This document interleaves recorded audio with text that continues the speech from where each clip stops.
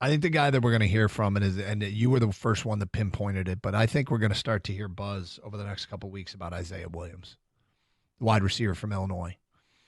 This is a position where, at this point, they have not upgraded the position with any major resource.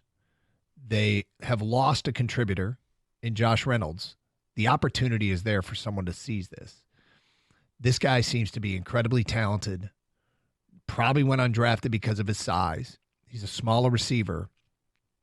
I think, unfortunately, this is going to come down to one of those things where he might be forcing out a fan favorite-ish in Tom Kennedy, but I think it's going to be because he will warrant a further role than that. The problem is he's kind of behind Amon-Ra, but Amon-Ra's got some versatility, and Amon-Ra might be split out wide a little bit more, especially if you can justify Isaiah Williams in the slot. If he can push for playing time. But I think Isaiah Williams is the player we're going to start hearing that buzz like we heard about Laporta a year ago. Obviously, Laporta came with a lot higher draft pick. But well, you can do 4 receiver sets and you have 2 guys in the slot and you can get out there. I'll agree with you on him, obviously, because it's a guy I look at. He's already gotten notice, and I think it was today's Detroit Free Press. It was a story about how he and Jalen Calhoun, another rookie undrafted receiver, are working out together, and both of these guys arrived at the jugs gun after practice at the same time. And these guys spent a half an hour after practice, working the craft, which is what we see from St. Brown. So already there's a story about him.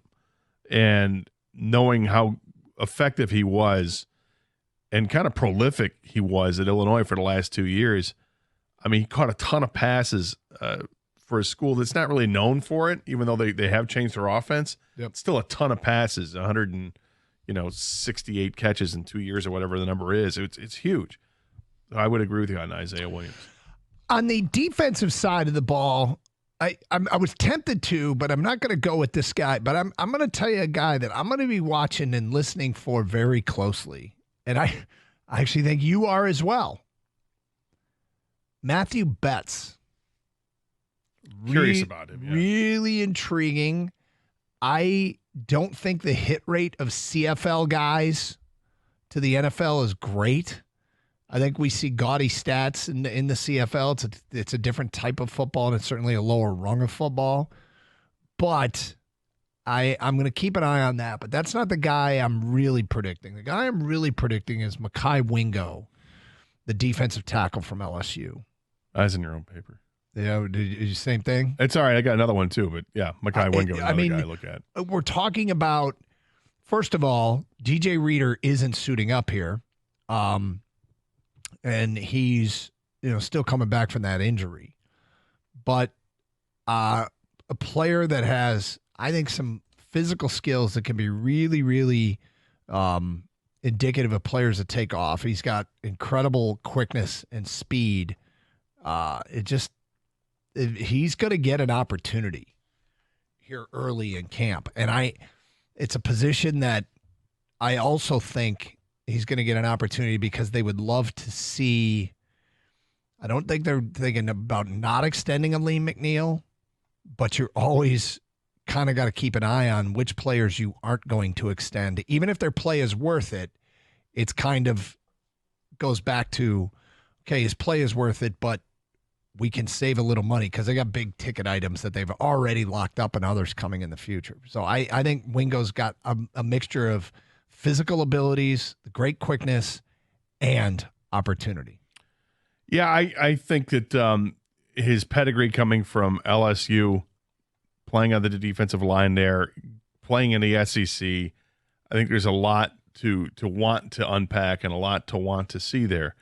I can't remember if this guy was out during OTAs or not. I'm going to see if I can find a list here, and I do. And he was out of OTAs for a little bit. So I don't know if he's going to be working out in minicamp. Maybe you know the answer to this. But Marcus Davenport, the defensive end whom they picked up in the offseason, had spent time with New Orleans and Minnesota. But when he was in New Orleans, he was there with some of the Lions coaches as well. A guy from San Antonio, UT San Antonio, out of college. I remember following him a little bit as a name and looking at some of his game highlights and saying this guy could be something. If he can stay healthy, I think it does nothing less than add to the competition. And competition is going to bring out somebody that's going to be pretty good at the left defensive end or the defensive end opposite of Aiden Hutchinson. Right. I just think there's a lot of guys competing there. You mentioned the Canadian football guy. Obviously, there's James Houston. But, Marcus Davenport was a guy that they spent some money on in the offseason, identified him as a free agent. They wanted to bring him in. I think there's a reason for that. I think they have some high hopes for him. So when he finally does see the field, I'm going to take a look at it. I want to follow up on that. In the meantime, let's ask for it right now at 248-539-9797. We want the people to call your shot. Who's going to create some minicamp buzz? Call your shot.